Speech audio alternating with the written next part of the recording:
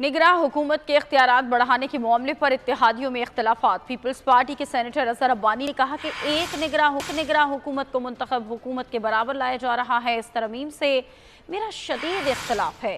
किसी भी कानून या बिल की तरमीम का मुसव्वदा अरकान के साथ शेयर नहीं किया गया।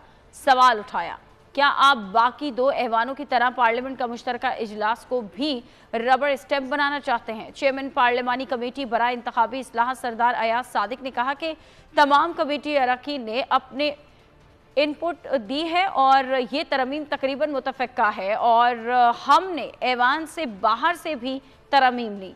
जमात इस्लामी के साबिक रुकने कौमी असम्बली लियाकत बलोच ने भी तरमीम भेजी, उन पर भी गौर किया गया, लेकिन जला दो आग लगा दो की बातें होती रहीं। Unelected government cannot be put on the same pedestal as that of an elected government. आप उसको at par with an elected government लेके आ रहे हैं। मेरा इतराज इस पे शदीद है।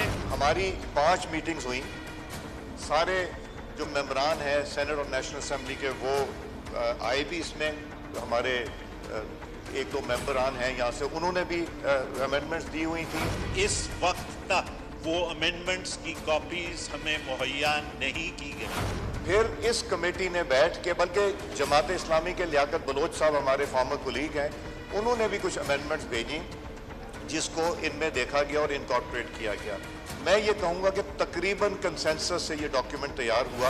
अगर आप जॉइंट सिटिंग को भी सेनेट और नेशनल असेंबली की तरह रबर स्टैम्प बनाना चाहते हैं और बेतौकीर करना चाहते हैं तो वो एक अलग मसला है। मैं इसी कुर्सी पे बैठा करता था जब कहते थे कि जला दो, आग लगा दो, चोर बैठे, और फिर उसी असेंबली में आके बैठे।